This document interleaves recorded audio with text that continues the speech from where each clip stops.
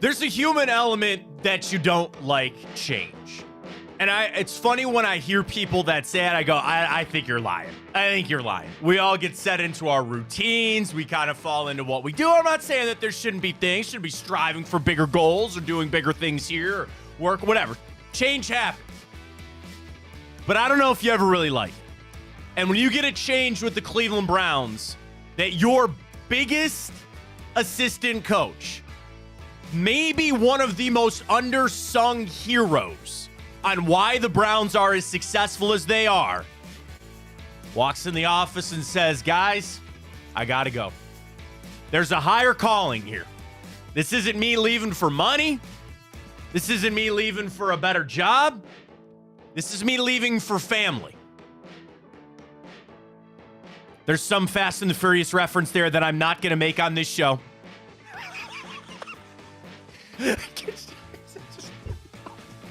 Family. I just picture Vin Diesel? No. I just picture Bill Callahan in a white Supra and Kevin Stefanski in the other car, and they just part ways. It's been a long day without you, my friend.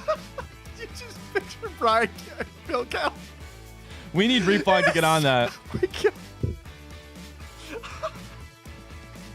I find that way too. Reflog, please. Stefanski in the Charger. And for people that haven't watched Fast and the Furious, you have no idea what I'm talking about. But if you do, like, you just picture Bill. Pull it up.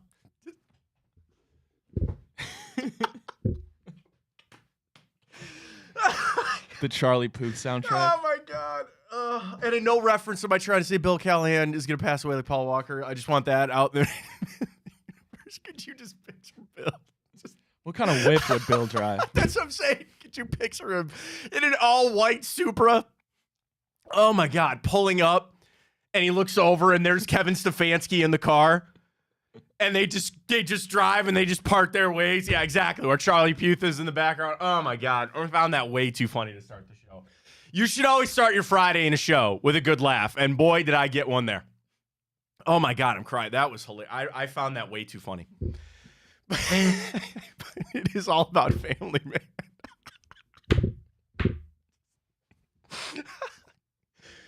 Oh, my God. It is all about family when it comes to Bill Callahan leaving the Cleveland Browns. It is happening. It's borderline official. And I tell you this, I can't promise enough. We have Jake Burns, OBR, coming up at 9:30. I can't wait to talk to Jake. Because I was going to get in all with Ken Dorsey about him. Because Jake is seeing some things with Ken Dorsey we need to talk about. But Jake also has some takes on Bill Callahan, and we all assume Scott Peters will just ascend to that role. Jake's got a take. You are not going to want to miss it. 9:30. Jake's coming on with us. We got that. Cavs! Nice little win last night. Donovan makes the all-star team, and it seems like I assume Jarrett Alle might. Bad news on Embiid. LeBron coming back. Our pets are all falling. Heads are falling off. We got timeout. We got the bracket. We got the morning update. We got it all right here on Big Play. Welcome to the show, everybody. I am Matt Fontana. He is Ryan Tyler. I need the GIF. I need it now. Bill Callahan pulls up. Stefanski's in the other car, and they just separate and they go their ways. Because this is about family. Do you have Reflog's number? Can you just text it to him? Yeah, I can text him too. But real quick, Matt, if I were you, I would go retweet the bracket again, unless you want 311 to lose. No. They were losing when I went to bed, or when I checked it yesterday afternoon. What do you mean? Yeah, no, I'm saying like your best chances to get more votes. I thought you said 311 was leading, and I needed to get the push here. No, our bracket is the most overrated artist of all time. It is damn close. Beatles 311, which is just hating on me. Coldplay and Beyonce, they're all separated by 4 percentage points. So go vote at Matt Fontana Show. Drop us a follow there. We're up on Twitch, Twitter, and YouTube as well. Check us out all across the platforms on Insta. So I'd be lying to you if I didn't say that I was shocked when I saw the news about Bill Callahan, because I thought he was going to stay. But Ryan, what did I say weeks ago? That I was conditioning myself and I was going to operate as if he was going to leave. Then I'm not going to lie, I got sucked into the hopeful that he was going to stay because there were reports he was going to stay. And I just kept going back to that pull, that gravitational pull of going to help your son, I thought was going to be too much. And I framed it like this. Your son or daughter has gotten the biggest opportunity of their career. You are an expert in the field that they are in a specific area. They got this opportunity. They call you and they say, Dad or Mom, I need you to come do this with me because this might be the only chance I get at this job. If I fail, I don't know when I'm going to get back to do this. Also, let's call it for what it is.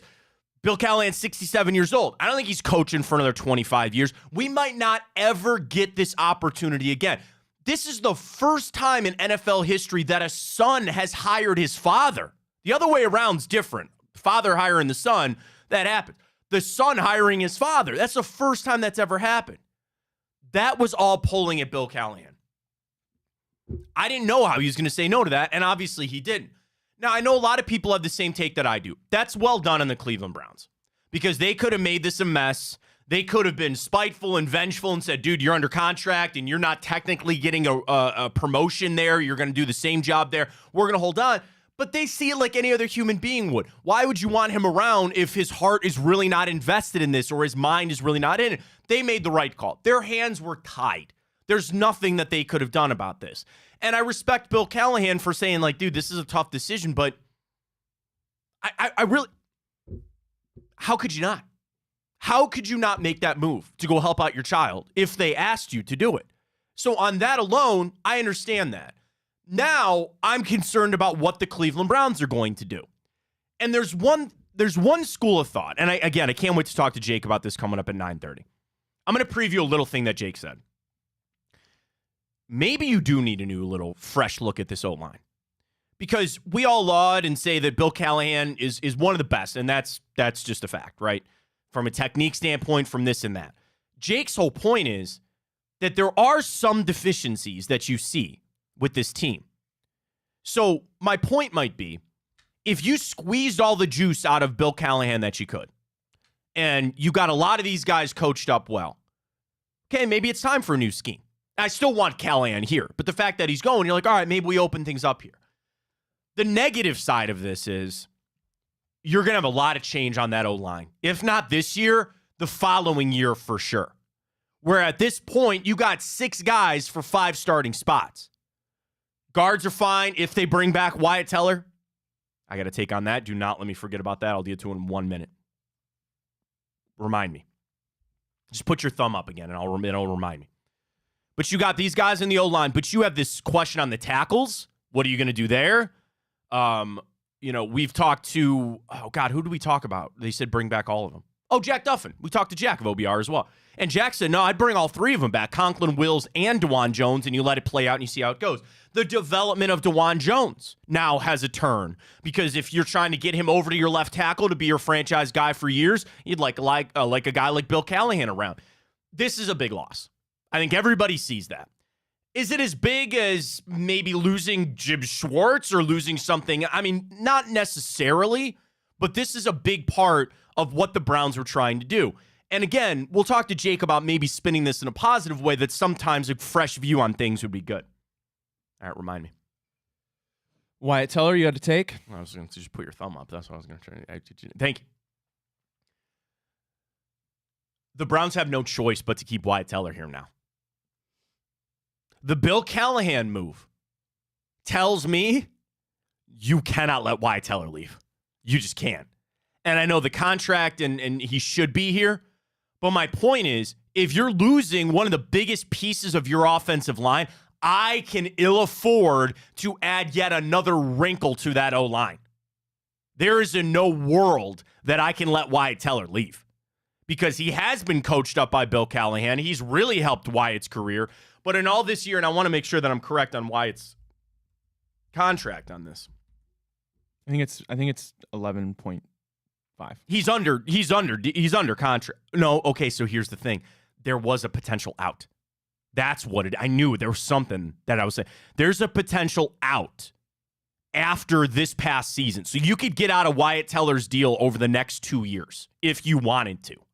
My point is, with Bill Callahan leaving, I can't do that. I can't do that. With as many questions as I already have, you got to keep Wyatt Teller here. And that might sound crazy that losing your position coach would make me change my thoughts on a contract or who you keep and not. But that's I think that's a real thing. If this is going to be flipped around as much as we think it might be, you have to keep him here. I can't unload that on Scott Peters or some other offensive line coach that they want to bring in or whatever the case may be, right? I just look at him that's one. If Bill Callahan's leaving, which he is, you got to bring Wyatt Teller back. I've got to bring as many good players as I can, the system, the scheme, guys that are in it. I can ill afford to add yet another wrinkle. Let me put it this way. Your mountain to climb now with the O-line is pretty steep. I don't want to add anything more to that.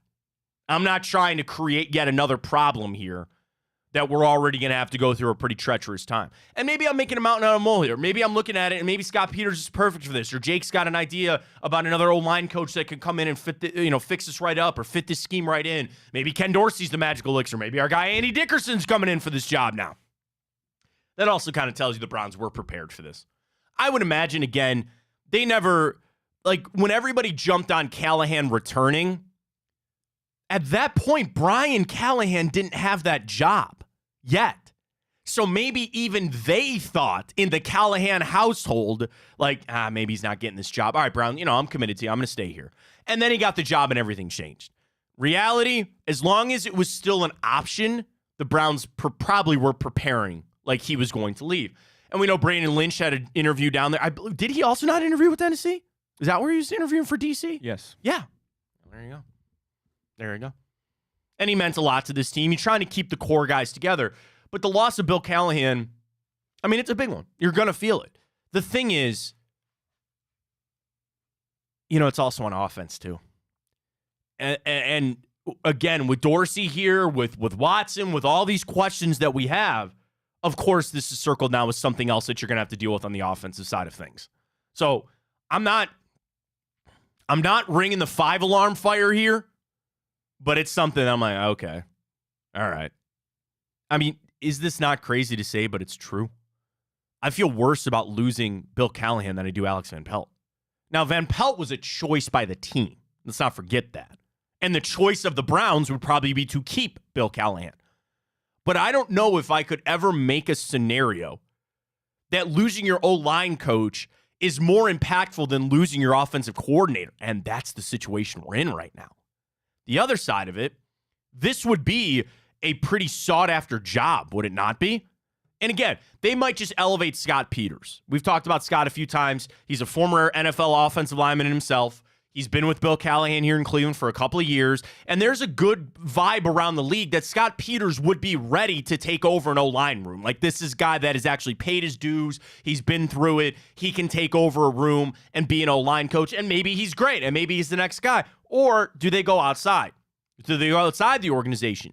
That kind of comes back to maybe the theme of this Browns offseason, right? Is that what we were doing was not good enough. Okay, with all the factors we had to deal with Watson getting hurt, Chubb getting hurt, all this. But clearly, they feel like what we were doing was not good enough. So they have signaled, we got to start looking outside this building here. We need to bring in some fresh minds with some fresh ideas, a fresh look at things. You wanted to do that with Stump Mitchell and now Deuce Staley. You wanted to do that with your quarterback coach, which is still yet unnamed. You wanted to do that with your offensive coordinator. You didn't want to do that with the O-line, but now you have that opportunity. Would you not just continue on that trend to say, yeah, come on in. Let's get somebody else in here that has this idea of what we can do to be better here or just a fresh look on things. I'd imagine they keep that kind of going. So whether it's just elevating the guy who's been here, the players know him, all that, or going to find somebody else, it'll remain to be seen. So again, I can't promo this enough. 15 minutes away, Jake Burns going to join us from the OBR. He's got thoughts on Ken Dorsey. He's got thoughts on the Bill Callahan departure. We got all that coming up with Jake. But we do have to talk some Cavs. That was nice. Just like that Pistons game, man. you are going to get the best shot from everybody. Did the Cavs play a perfect game last night? In no stretch in any way. Turnovers are... Dude, the Darius Garland hot takes, man. Okay. Let's just get right to it. Okay, Jarrett Allen had to leave that game. Evan Mobley didn't play. Okay, fine, whatever. Darius Garland has become the new, lightning rod for the Cavs.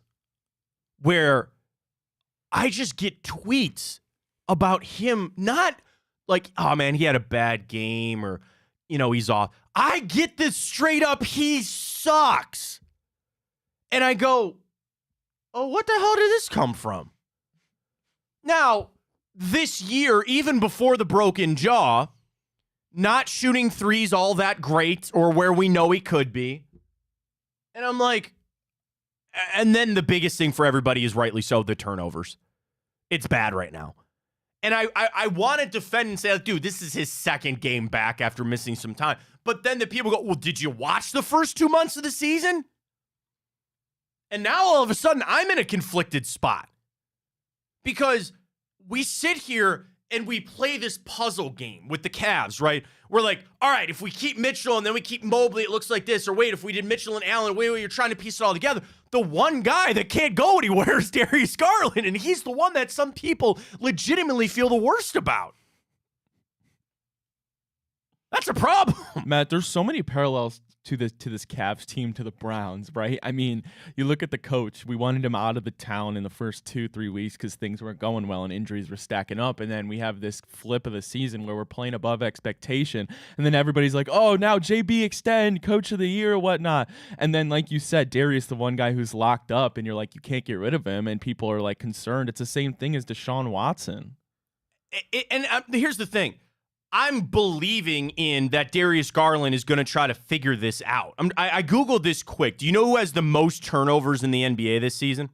I know who has the largest turnover rate. I don't know about who has the most turnover. The actual most turn. And I guess I should look over and look at it to see, ratio or assist to turnover ratio. Trae Young has the most turnovers in the NBA this season. Then Giannis, then Julius Randle, then Doncic, then Anthony Edwards, Sabonis, Banchero. And those are all great players. LeBron, he's sixth. We'll get to him in a second coming up. All right, hang on, wait. Let me look this. I should have looked this up for the show. I apologize. 2-assist ratio. I know Thanos Antetokounmpo turns the ball over 2 out of every 5 times. So these guys are the best. I want the worst. That can't be true. Donovan Mitchell is 100th in the NBA at 2.2. Okay, that's not good. All right, I've derailed. I was just trying to look up to see how bad is Darius Garland with the turnovers? We need to find that. In the NBA, what is Darius Garland's assist to turnover ratio?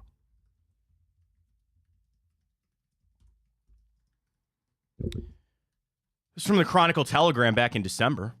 I don't know about December. Who wrote that? Oh, shout out to Bob Finan. Bob's the best. He's the best. I'm not going back to December for that. Anyway. All right, I'm back to Fox Sports here. Darius Garland. Why does this not load? Why does the internet in here always suck? I don't know. I'm going to put that on you to look it up here for a second. He has 80 turnovers this season. He has a turnover percentage of 17. That's the highest since his rookie year. So that's not good. Okay, here it is. I found it. Oh, God. His assist to turnover ratio is 1.6. Okay, you can't be doing that. You can't. The league leader this year is at 7. 7 assists for every 1 turnover. Darius Garland is at 1.6 assists for every turnover that he has. Do you know who's first? Is it? Probably. Is it Halliburton?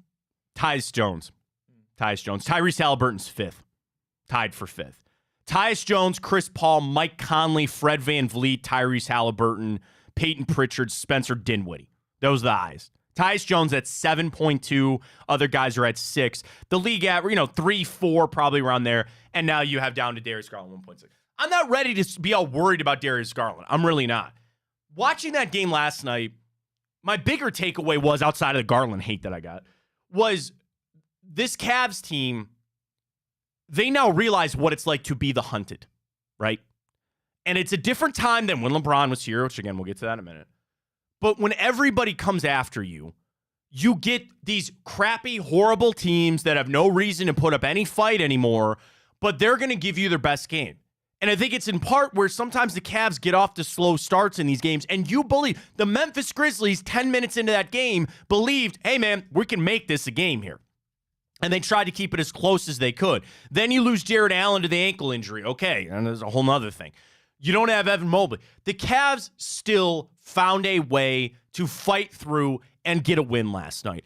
That is massive, I think, for how this team is going to operate the rest of the regular season. I need them focused come playoff time, and that's going to be massive. And there's a switch that needs to be flipped.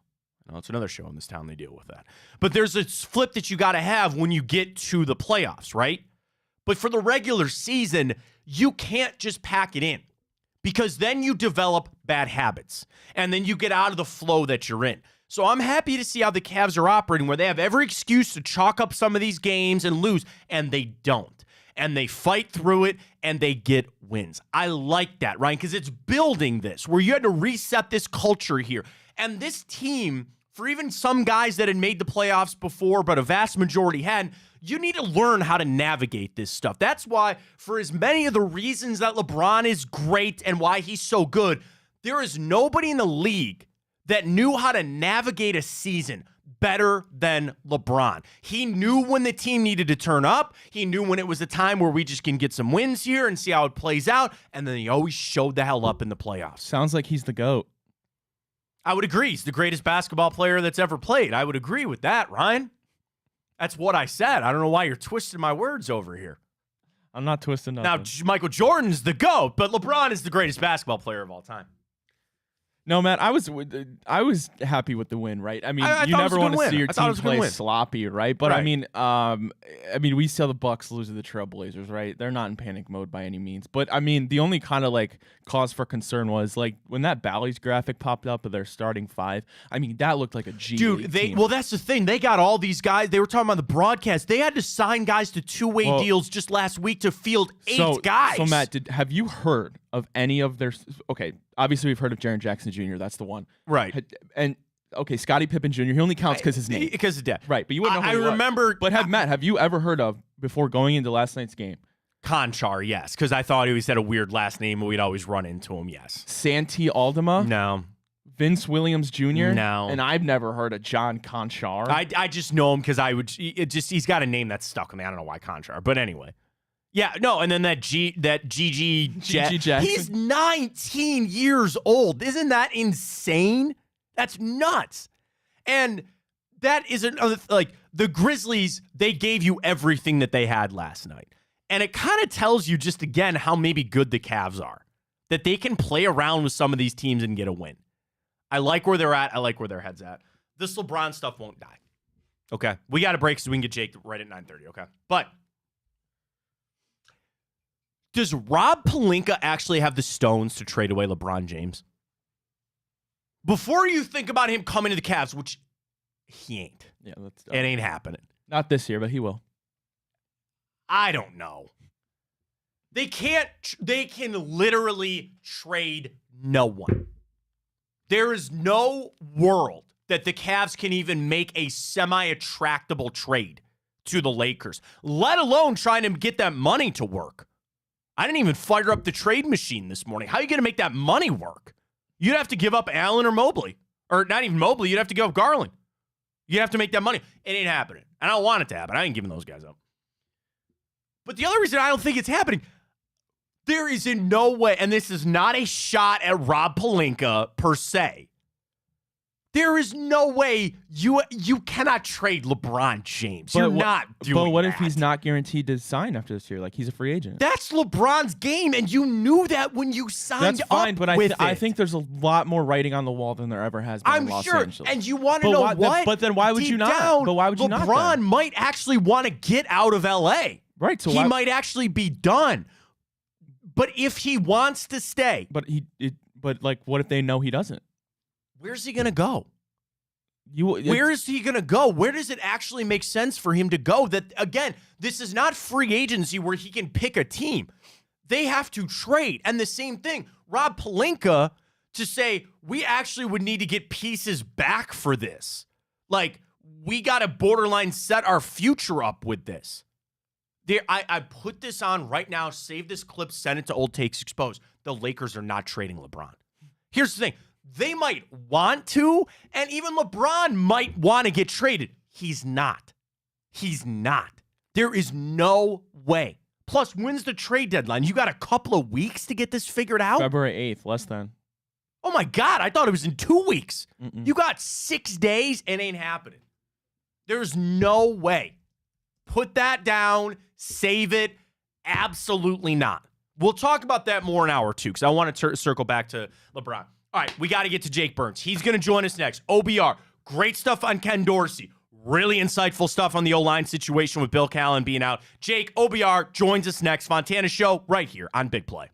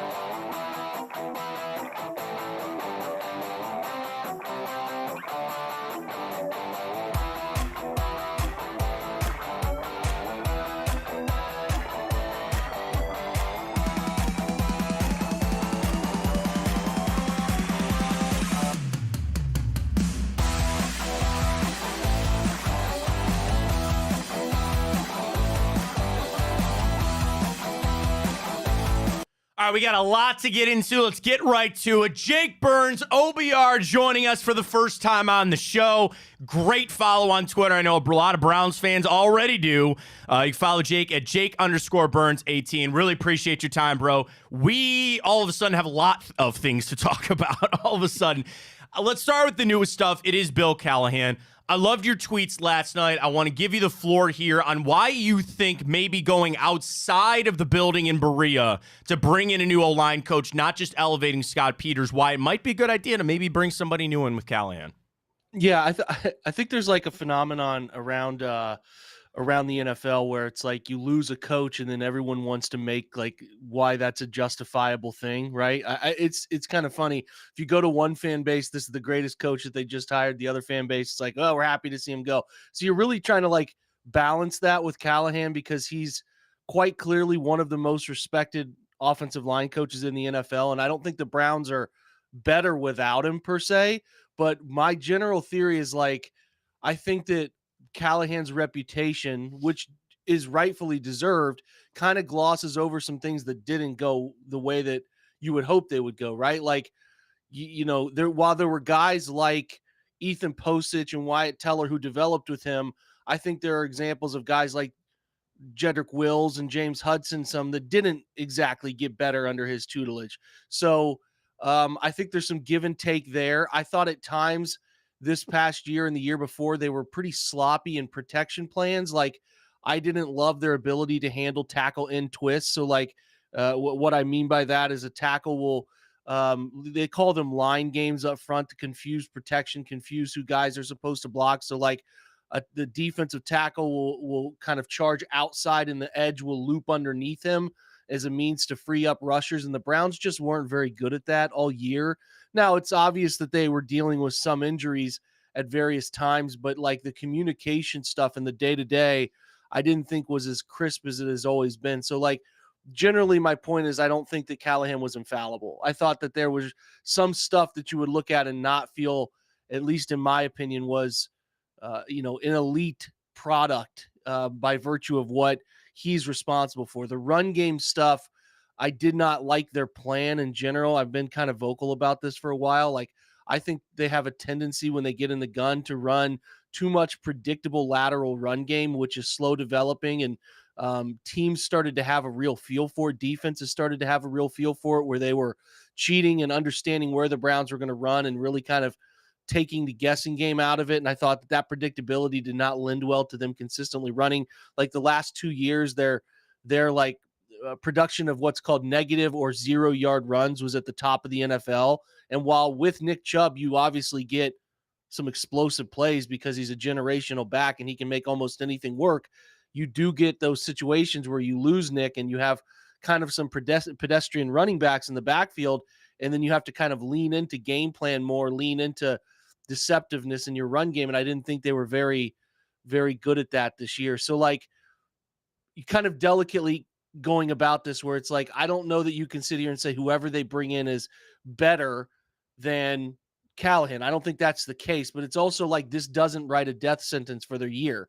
I think that they can hire Scott Peters if they believe he's good enough at it, the assistant offensive line coach. Like, if he absorbed enough of what Bill was teaching, the thought process he went into it with, and they believe he's sharp enough to do it, I think you can get behind that hire. I think Peters is more of a technician than anything else.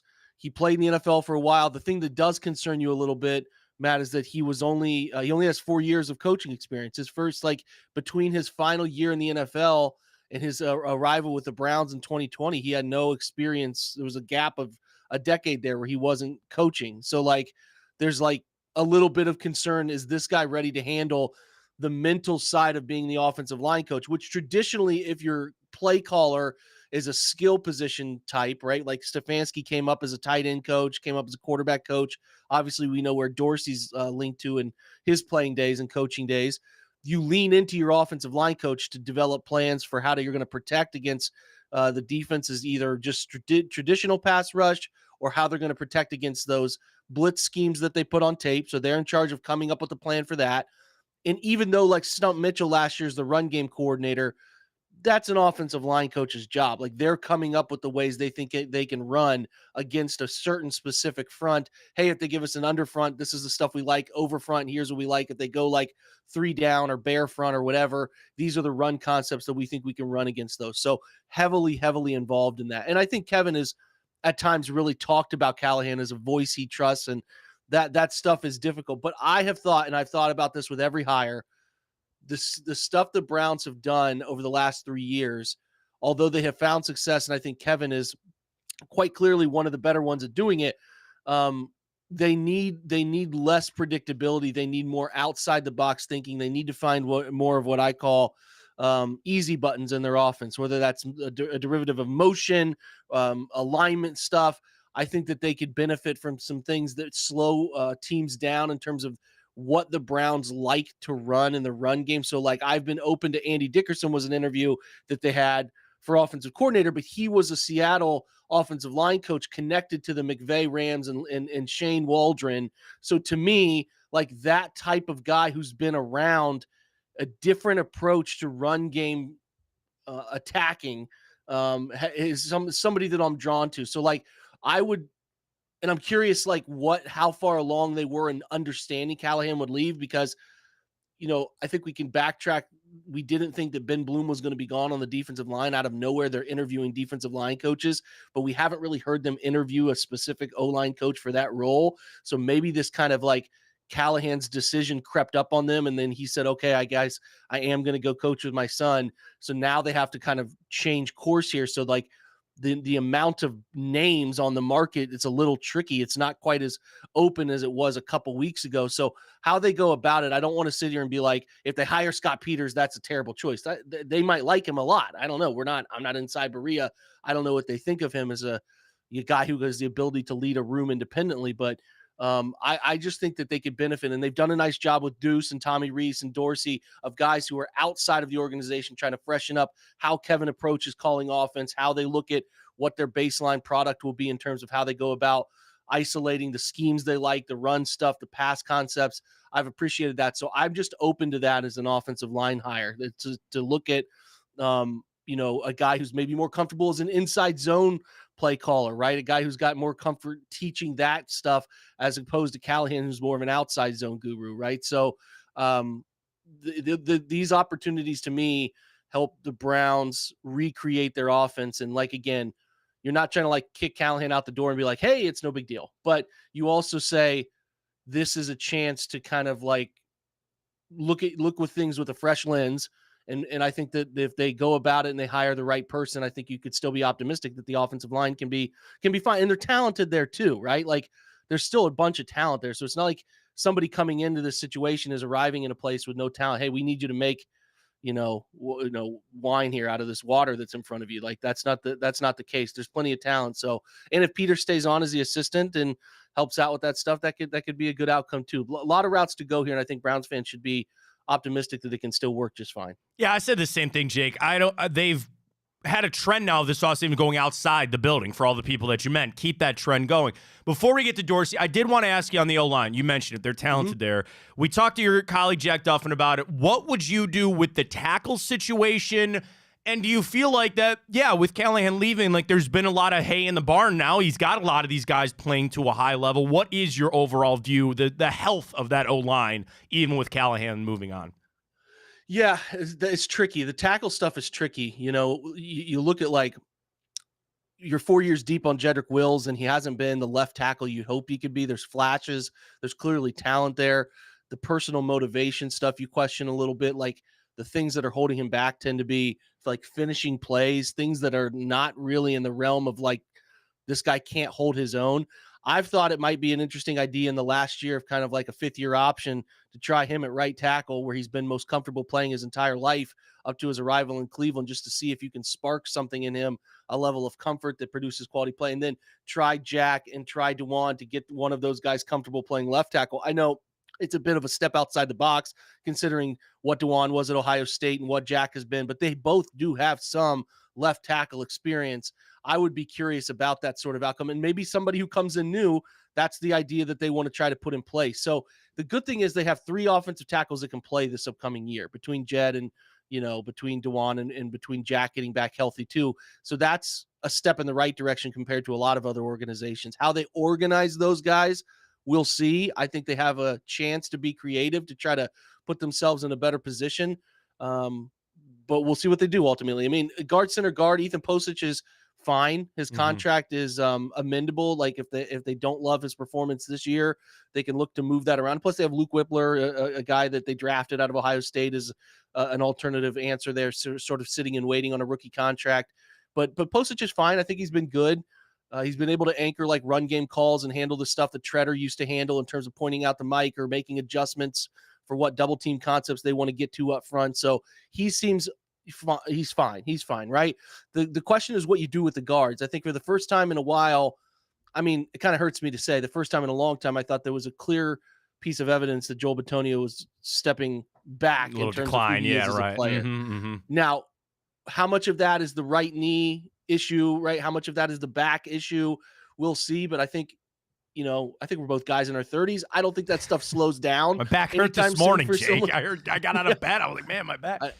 I know, man. So it's like, I don't know that that's just like a part of the big picture with him. And it's like, this stuff is probably not going to slow down anytime soon. And a part of like being good in the NFL, in my opinion, is how well you can play with the injuries.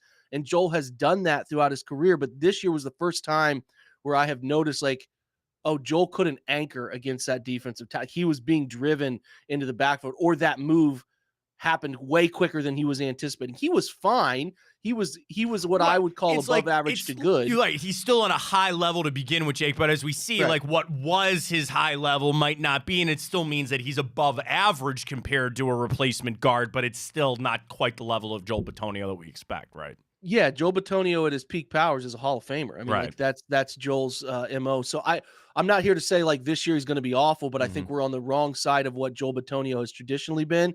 But that doesn't mean you can't get a couple more years out of him. Wyatt Teller, really, really adept at the run game, but the pass game stuff has so many mishaps that just crop up at the wrong times. So like, they're good guards. I just don't think you can put them in like the elite tier the way that you probably felt you could after 2020 and 2021. So your interior is still good enough. Let's put it that way. It's not without flaw, but it is good enough. And then you have 3 tackles on the perimeter that can play.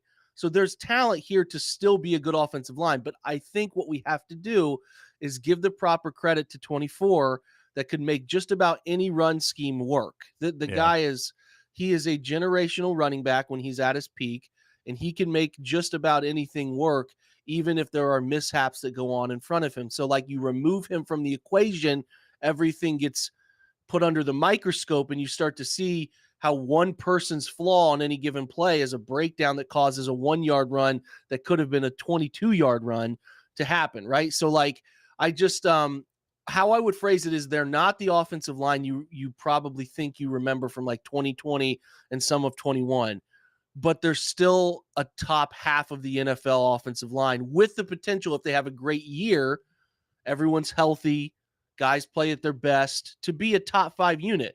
But the problem is they're paying that group a lot. Jed's 5th year. Jack's got a big part of his contract in the situation. Both your guards have been paid and Postage has been paid. So the difficult thing that you're trying to do here is understand you're paying this unit like a top 5 unit, but the last 2 years it hasn't been top 5 quality. Now, again, injuries are a part of that. It's not like they've all been healthy and underperforming or something, but you do have to understand that like, the ability to stay healthy, availability, is one of the most important abilities. So like, they have to what the thing that's under the microscope, I'm sure, with Andrew Barry and his group is trying to like, how do we go from paying this group this much to get more out of them? And I think that's probably the biggest question on the offensive side, outside of what they're going to do at receiver, right?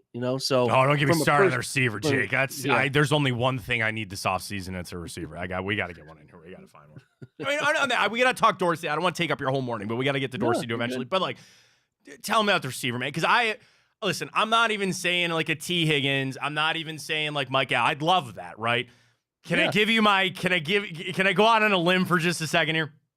I mentioned Odell, and I didn't say Odell himself, but like the mold of Odell, of a veteran guy, maybe a little cheaper, around 10, could get me 700 yards. He had a high yard per catch average last year. Like, just like the mold of Odell, not himself. Just your thoughts on that number 2 receiver. I'm sorry, man. I'm scarred with Elijah Moore. I like him as the 3, as the slot kind of scat, whatever you want to do with him. But tell me about the receivers. Your thoughts on it, man. I got to get one. I have to have one. Well, yeah, I think they can't go into running it back and think it's good enough to work at the level you need it to work at, unless I mean, you're watching Kansas City pull off miracles, but that's because Patrick is Patrick, right? And you have one of a tight end who's a big game tight end. So like, it's tricky, man. Like the thing with Elijah Moore is he's not a slot. He's not. He's never been that, even though his body looks like a slot receiver. So if you track like what Elijah was best at Ole Miss and early in his Jets career, it's being an outside receiver, a separator type on the outside. But the thing that's also tricky is the flatline speed doesn't show up the way you think it does. The long speed doesn't show up the way his 40-yard dash presents itself. And his body type is not a outside player body type. It's small. So like the thing that if you're going to be an outside receiver and small, you better be an absolute burner in pads. So he's like this outside receiver who can really create separation, but he doesn't do anything vertically beyond 20 yards, and he doesn't have much yard after catch ability. So you're like, this is kind of tricky. He's an outside receiver. That's what he's best at. And he does create some route separation because he runs some clean routes, but he doesn't give us anything after the catch that matters. And he doesn't give us anything in the 20 plus that matters. And he's not going to win jump balls. And he's not a wide target player, right? He doesn't have a great catch radius because he's 5'9" and some change. So it's very tricky with him. The Browns wanted him to be a slot the same way the Jets did. The Jets drafted Garrett Wilson, played Garrett Wilson in the slot originally, and then they're like, what are we doing? That guy is our X. He's an unbelievable player. So they moved more into the slot. He hated that. He wanted to be traded, if you recall, in his second year in New York because he didn't like being taken out of that role. And then ultimately it leads to like, he's trying to play slot. They're trying to figure that out. He's not as good at it. The Browns are trying to have him do that. He's not as good at it in the early portion of the year. And then they did give him an opportunity, and he was sort of fine as an outside receiver. But then it's like, okay, so what do the Browns need then? So then you're going to have a smaller outside receiver who's a little bit limited opposite Amari. So then you're like, okay, can you find somebody who can play the slot, can be a big slot, can be a dynamic player in that role, who can do some stuff outside when needed? I'm drawn to Michael Pittman. If that guy becomes available, yes, that's the guy that I'm drawn to if you're going to pay 15, 16, 17 a year. If you're paying 10, that gets dicey. I haven't even really dug into the middle tier guys that could be of that mold, right? Like I don't know where Hollywood Brown will come in per season. That's Ryan's guy. Yeah, that's Ryan's guy here on the show. Yeah, a bit more of a vertical plane receiver who can run and brings a different element there. So, yeah, we got to see. The tricky part is you talk through the T. Higgins names and like Pittman, like I said, and so many of these others, but they can be franchise tagged, and there's like who actually hits the market. So the thing I will tell you, and what I firmly believe, is this is one of the best wide receiver draft classes we've seen in a long time. So like as far as the sheer depth goes, and I mean, you're talking top end talent between Marvin and Malik Neighbors and some of these guys, like there are going to be a lot of good receivers that come out of this class. So 55 or moving up 10 picks to 45 or something to get a receiver you really believe in, I think it has a really good chance to net some sort of receiver profit in the draft. But they need to hit, and they haven't exactly been great on second, third round receivers that they've tried to draft. So that's a thing you're trying to navigate. But I'm with you on the premise that this is not a complete room. Running that room back as is not a desirable outcome to me. So couldn't they capitalize on a trade market, right? Can like Calvin Ridley be a guy maybe in free agency at the 10 million mark? Or are they going to swap a late round? Like the Browns have an abundance of late round picks in a draft that is not known to be deep. If you listen to people talk around the draft, it's like NIL is killing the back half of the draft. Guys are going back to play for money at colleges because why wouldn't you go back and play for money? And then it's like, that means sixth, fifth, sixth, seventh round picks are not as deep as they have traditionally been. And the Browns have a lot. I mean, they pick like 54 and 88 or something like that. They have 2 top 100 picks, but they have a lot in the back half. So can you take a couple of those picks and then combine those to go out and whoever that receiver is that wants to be dealt or moved, whatever, can you find a way to pull off an Amari Cooper like deal? Not that you can, there's not Amari Coopers available for the rate that they got him all the time, but that's something that they could get into, right? Is some sort of trade like that. Haven't even thought of who that could be, but that's just something, another angle that they could take to try to attack that position. But if they have genuine Super Bowl aspirations here, you got to get another dynamic playmaker in your wide receiver room to give Deshaun just a better chance in general. So I'm with you on that. Jake Burns joining us, OBR. Of course, follow him, Jake_Burns18. Let's get to Ken Dorsey. You really did the deep dive, and I don't want to spoil your article yet that's coming out at OBR, but just a little bit on Dorsey. I mean, Jake, you watch a lot more film than I do. I'm just kind of general with that, but everybody kind of comes back to the Browns and their motion rate, and they're one of the lowest teams in the NFL in pre-snap motion in a league that now is really predicated on that, on trying to flip get the defense to tip off what they're doing. Is that something you see Ken Dorsey being able to fix here? Is that one of the biggest problems with the Browns? And the ultimate question on Dorsey getting this offense right for Deshaun Watson? No, the motion stuff is not what he's been. So, I mean, that part of it is interesting to me. Does that mean that guys who are as sharp as Kevin and Ken can't look at what other teams are doing and implement it? No, I think that's really lazy if they don't try to draw in more of that. I think you talk to a lot of Buffalo people. He's a very smart, savvy X's and O's guy. And what you gather is that he wasn't a very good leader of a collective offense. And I think you can see that. I do think he's pretty adept at what you want your coverage beaters to be. Hey, this is, you get cover 3. We have a great beater dialed up for that. Cover 2, cover 6, whatever it is. We have answers for those things. I thought the run game stuff got better as he went between 22 to 23. I think as far as schemes go, he'll be fine. He isn't going to necessarily draw from many things that Kevin is not drawn from. There are a lot of West Coast staples in the passing game. He does have more experience with RPOs. They did it because Josh Allen has a special flick of the wrist ability where he can get the football from one spot, reached out, extended to a back, and get it into the sidearm location and flip that thing out there really, really well. So they did a lot of RPO stuff. So there is an encouraging idea that he would bring some of that, because I do think Deshaun has lived in that world dating back to 2020 when he was at his best with a lot of variation and run pass option stuff. So that's a possibility. I think that's something they're drawn to. I think they're drawn to the general X's and O's knowledge. But as far as like you're looking for someone who's on the complete opposite end of the spectrum, maybe somebody from the tree of McVay or the tree of some of these heavy motion users, McDaniels, stuff like that. He's not one of those guys, but what I think they're trying to do though, and what I hope is happening is that they're bringing in guys who have built their own offense and tried to do this. Tommy Rees at a couple different college locations has been in charge of an entire staff and has called plays at 2 pretty big universities, right? So between Notre Dame and Alabama, you get Nick Saban to trust you to run your offense. That does mean something.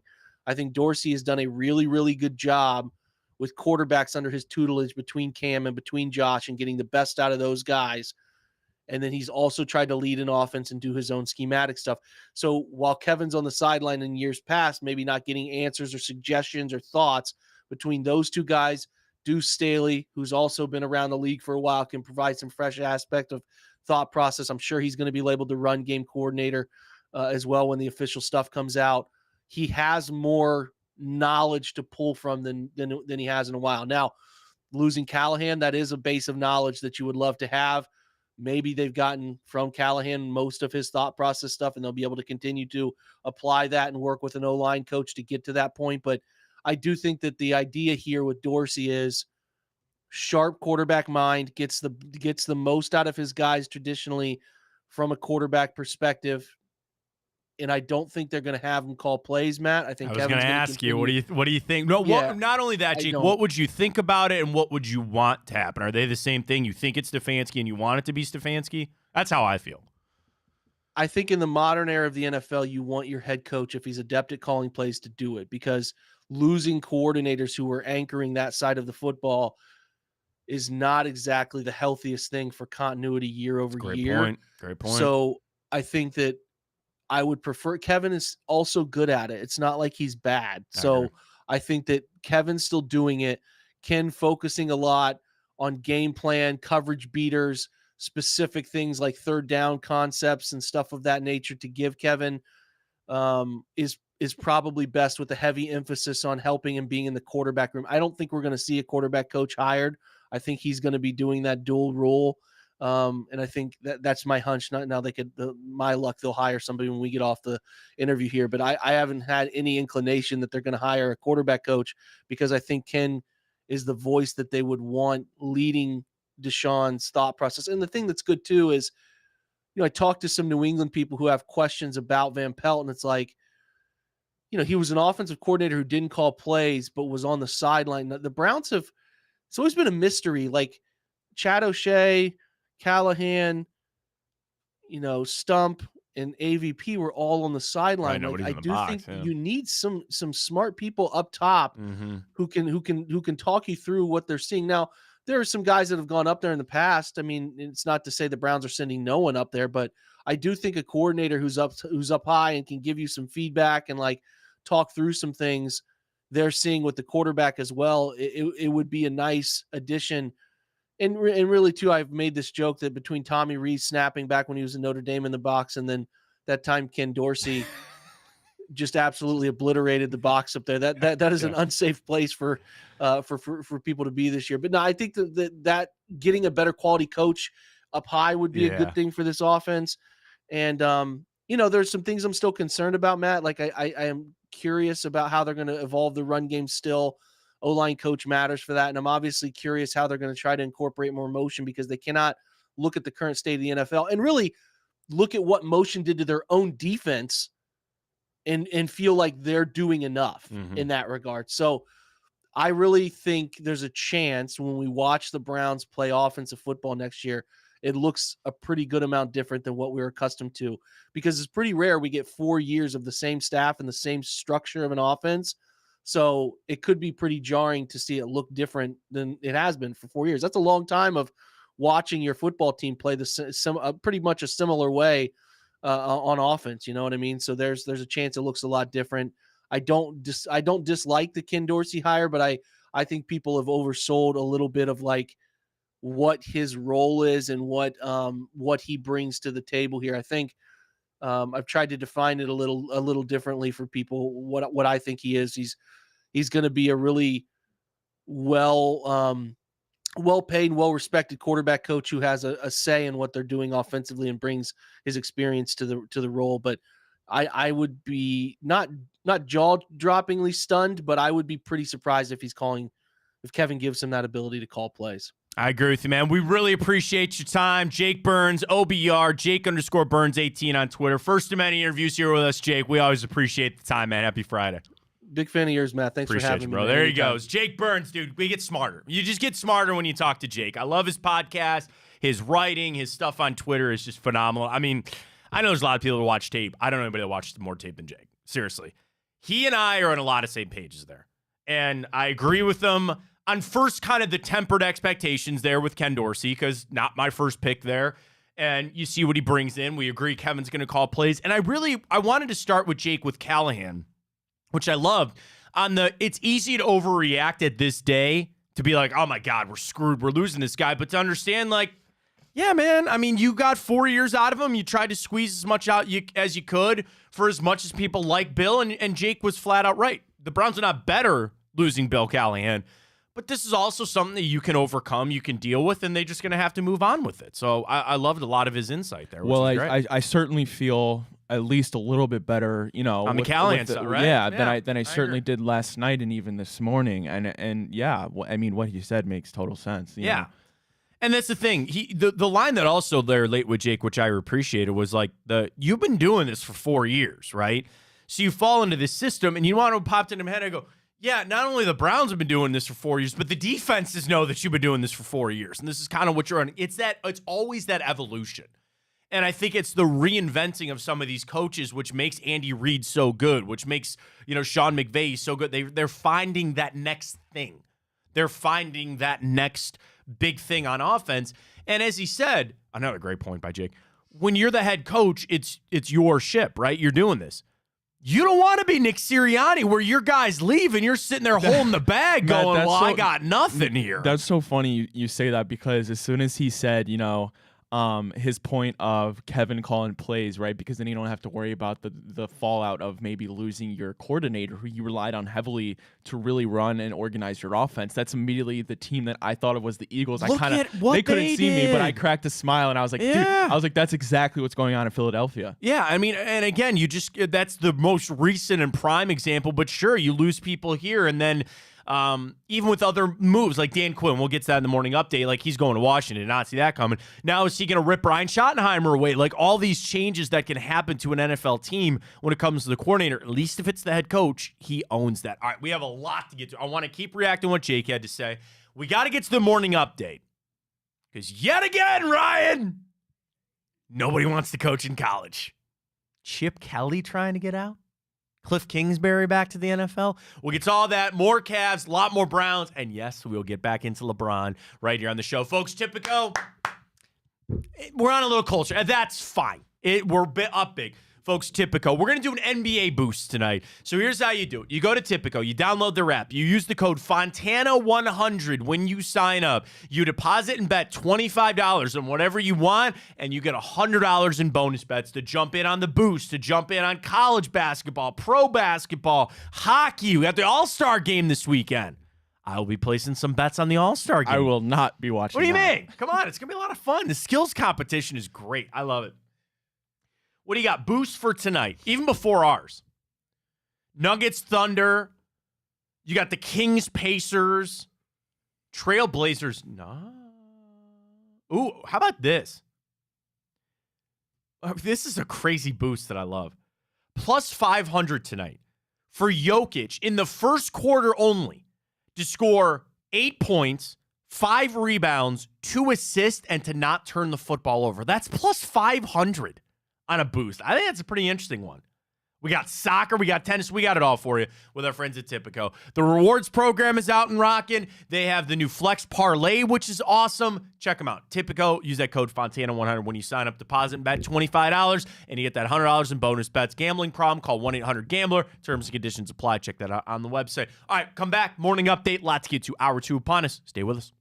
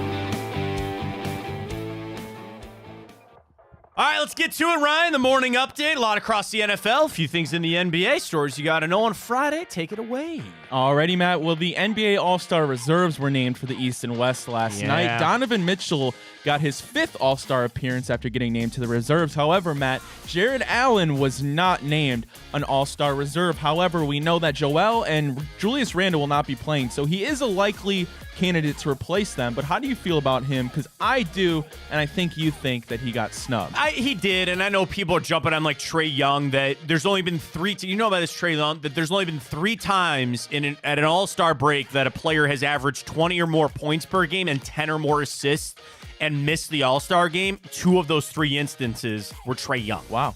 And I don't know. You take it for what it is. But Jarrett Allen, he just, like everybody goes, Kristaps Porzingis really got snubbed on that. Wait, did he make it? No, Porzingis did not. He was one of the big snubs. And I go, these guys got nothing for Jarrett Allen. Like, I look at it from more of the standpoint, I think the Cavs deserve multiple All-Stars. Like, that's just, you want to argue on Jarrett Allen's candidacy on its own? Sure. Let me talk about the Cleveland Cavaliers' candidacy. They deserve to have 2 All-Stars. And the fact that they don't at this point is bullcrap. They need to expand the rosters out. And I think, to your point, yes, Julius Randle's not playing in that game. Embiid. You have Embiid to bring? All right, we'll get to that in a second. Like, there it is. Now, Jarrett with his own ankle injury now. We'll see how that plays out. He deserves to go. I hope he will go. I think he will. Alrighty, Matt. Well, here's your time to brag again. Because why? Because Cliff Kingsbury is joining the Raiders' offensive staff. He's going to be their offensive coordinator. He's not the only one. And Chip Kelly looking to make a return in the NFL. Matt, it seems like you are that's onto not even something. what I was talking about it. But, yes, there's reports out Chip Kelly wants to leave. Like, this is my other reason I keep bringing this up. It's not to keep patting myself on the back to tell you. It's an obvious thing to see, folks. The mass exodus of college football coaching is on. If you have any option, you're going to the pros. And eventually, yes, like Jim Harbaugh, you won the national championship. You did what you needed to. You're making 18 freaking GD million dollars a year. Okay, I'd leave too. I get it. I'm talking about some of these other guys. Like, we just got done talking with Jake Burns, right? Jake brought up Tommy Rees. Tommy Rees was on the fast track to getting a head coaching job in college soon. Offense coordinator at Notre Dame, offense coordinator at Alabama. He goes, nah, I'm going to go to the pros. See you later. Chip Kelly, who is at what should be a legacy program that's entering a new conference, new juice. It's UCLA, and that's not good enough for him. He would leave UCLA to go be an OC in the NFL somewhere? It tells you exactly where it's at. Everybody's trying to get out of college right now. And I guess there could be that turnover of college or, pro guys like, all right, well, I'll jump down to college. It's a grind that nobody wants to do, but the mass exit is on. It only is a matter of time before that starts to impact your product on the college side of things. And this is exactly what we are setting up for, which is a negative thing. That there will only be 2 groups in college football. There will be the haves and the have-nots. And the haves will be the select, Ryan, I dare say 15 teams, maybe 20, that get all the best guys, all the best transfer portals. They got all the NIL money. They're going to always be making the college football playoff, and they'll be competing for a national championship. That's it. And then you have this giant other side of it of the have-nots, and there will be no point ever to be in the pool of the have-nots. That's what the college football is staring down right now. I don't know what they're going to do to fix it. If they're going to turn a blind eye to it, they're going to kill college football. They're going to kill it, is what's going to happen. And you're going to turn it into the NFL, where all you have, again, are these 20-odd-some teams that they're the only ones anybody ever wants to see, and you just want to see them play each other over and over again with this open scheduling and stuff. Now you've devalued conferences. It's not going to be there. I'm going to put it this way. Right, there will be no point anymore in Indiana fielding a football team. And I'm not taking some shot at a MAC school or a Mountain West school. I'm talking about a legitimate Big Ten program. And they have basketball and they got all those other sports. Eventually, you will get to that point where it won't even make it won't matter. It won't matter. Oh, well, there's a year that we could get our up and come and make it to the Big Ten championship and maybe make it to the college football playoff. Okay, fine. You really think that's going to happen with the landscape and the teams coming into the Big Ten? No, it will not. There's a massive problem coming, and they're turning a blind eye to it, and I don't know what they're going to do to fix it. They're going to kill college football. They're going to kill it. You're killing your father, Laird. You're killing your father, Laird. Is this your homework?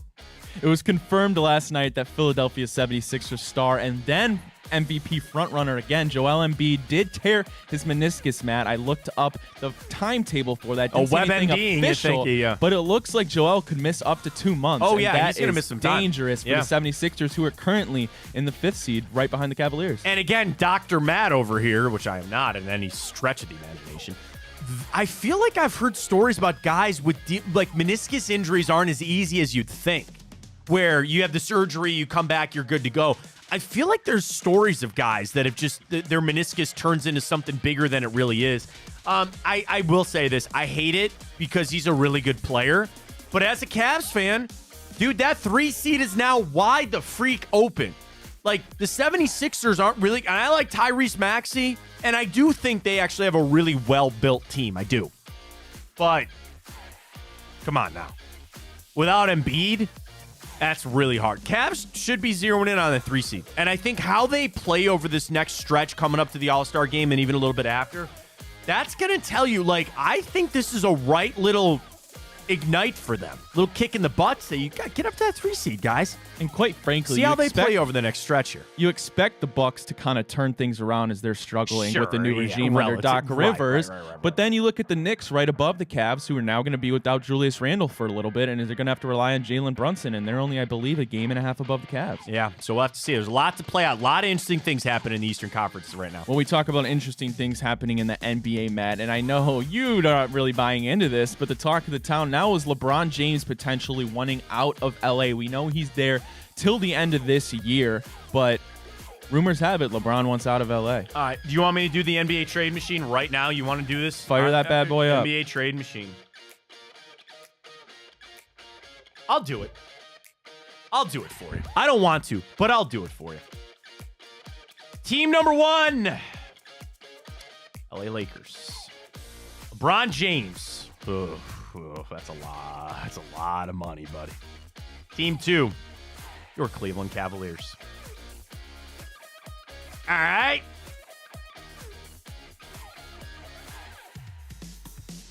All right. 2 years, $47 million. For Bron, right? For Bron. All right. I'm going to start with Karis LeVert. Does Max Strus even make it? Trade failed.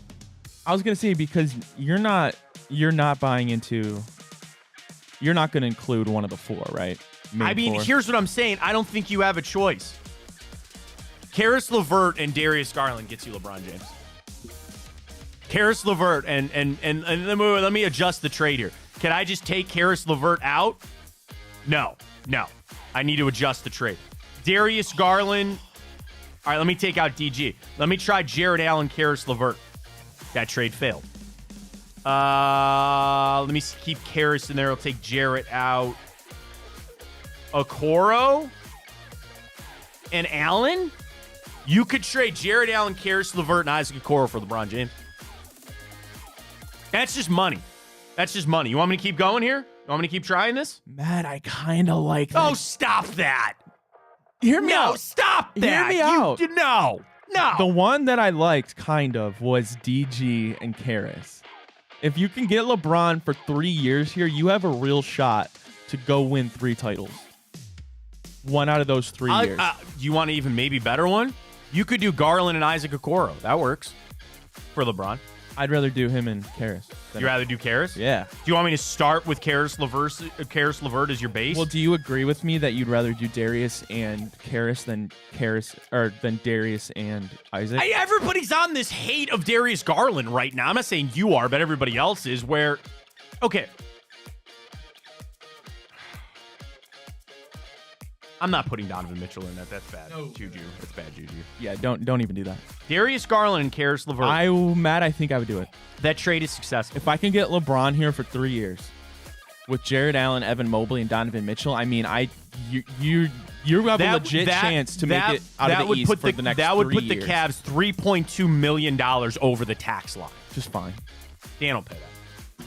I wouldn't do it. So tell me why not. Okay, number one, I agree that LeBron is still at a high premier level. He is still very good, number one. Number two, he actually very much fits a need of what this team what we need on We this haven't team. had a small forward since then. Right. You are talking me into this, you son of a gun. I'm telling you, dude. You want to know the third one? I'm telling you. You want to know the third one and the most important thing? He would walk in that building and go, "We're going to the NBA Finals, Dude, it'd be better Get than on any... my back and let's go." I'm saying. Tell me that if they... Imagine the juice in this town. I'm getting excited just thinking about it. Darius and Karis. Let me also... why are you doing this to me? I don't want to do this. I don't want to do... But if you sent Jarrett Allen back, because if you have LeBron here, think of the lineups that you have more flexibility That's now fair. if you traded a It's big, It's as just hard opposed to to imagine keeping both not of your having Allen guards. right now. Imagine if you traded one, and we're Donovan Mitchell side, but I don't want to trade Darius Garland either. So that's my point. But could you imagine a lineup if you kept Donovan Mitchell, Darius Garland, Max Strus, Evan Mobley, and LeBron James as your starting five? Wait, you just said Darius Garland. Yeah. If I said you trade away Jarrett Allen. If I traded away Jarrett, because my point is on how he would change this lineup and how JB could take. I like the two guards. I want the two guards. Because here's why. Here's why. I'd rather have Jarrett and Evan, because then you don't really have to make LeBron play defense. No, but also I'm just talking about the fit of what they're going to want to run. I think LeBron is better off when he has multiple. What's his biggest problem in LA right now? He has no guards. LeBron has always been his best when he has guards. And he'll have Donovan Mitchell, who equates to two average guys. That's a good fair point. Imagine a lineup of imagine who has proven that he can really truly run point. He can run point. Donovan Mitchell, Isaac Okoro, LeBron, Jarrett, Evan Mobley. You have three really, really dominant defensive players. You go and lean on Donovan and LeBron, and then at that point, Strus can be your first dude off the bench. You still have Dean Wade. And you still have Karis would be gone, which would be kind of sucks. You don't have that plug off the bench necessarily. And Strus kind of doesn't really give me much confidence that he could be that plug off the bench. But I mean, dude, that lineup would be scary. The thing is, more than all of the reasons that I laid out, that is a move that you instantly signal to the organization, to this fan base, to everybody, dude, we're going, and we're going to go to the NBA Finals. Then you just sign Donovan to a max. Oh, I don't know how that money would work. But he can't. Donovan can't get a supermax. He can't yet. Sure. Yet. Do we really think he's going to make All NBA this year? Yeah, probably. If he didn't, I don't know. I guess maybe not. I mean, again, those are all things that's probably he's waiting out for the other deal. Then the thing is, you could go to Donovan and say sign you don't have to sign 5 years. You can sign 3. I'm getting excited. It's not happening. Why? Okay, let's play this out from the Lakers side of things, where I'm coming from the standpoint 100%. Rob Pelinka doesn't have the stones to trade LeBron But if he James. knows he's gone, Matt. I know. But the thing is, you still have the rest of the season to play. The Lakers are in the toilet, okay? So they're not playing for much. Rob Pelinka, how do you fix that team? You need some draft picks. You ain't getting one from the Cavs. You would have to get another team involved. That's fine. And you know you want it to got another happen. team? You know What you if want it to happen, Matt. Don't I don't fight know it. about Don't that. fight it. Don't fight it. Listen, if you were able to get LeBron here, and again, I'm not even so tied up on who you're giving up or not. But if you got another third team involved, and you went to the Lakers and said, this third team is going to bring you the draft pick, we'll bring you a player or two, you're going to unload LeBron, you can unload D'Angelo Russell, you can unload somebody else if you want. Davis, man. I mean, no, they're putting their eggs in the AD basket. That's their only point of this moving forward. They can keep Austin Reeves, and then they can keep some of these other things, but we'll get you D'Angelo Russell out of there. You're going to move on from LeBron. But the thing is, they don't need to make this move just to get rid of LeBron's contract, right? They're going to make this move because they need to get assets for the future or players that they can turn to and say, all right, dude, they would ask for Jarrett Allen. They would tell me that we got to get him. with these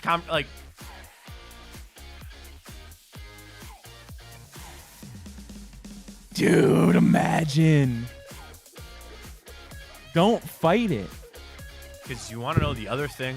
Let it consume you. Let it mold you. Let it dictate. It's like venom right now. It it's like is. crawling up my arm. LeBron has been and, like, venom. just starting to like just take me over. Because you want to know why? You want me to talk about it? The rest of the segment like this? Yes. You signed Donovan Mitchell to that deal. And you tell yourself, there are people staring at me now, Ryan. I'm going to put my hands down. Hi, how's it going? Good to see you. You signed Donovan Mitchell to like a 3-year deal, and you say, here's our 3-year window, and that's it. Which is fine. That's how we won in 16. I know. He's not coming. Why not? The Lakers aren't going to trade him. Matt. They're not. What? Why on God's green earth, if you know this player's gone, you're not winning a ship this year?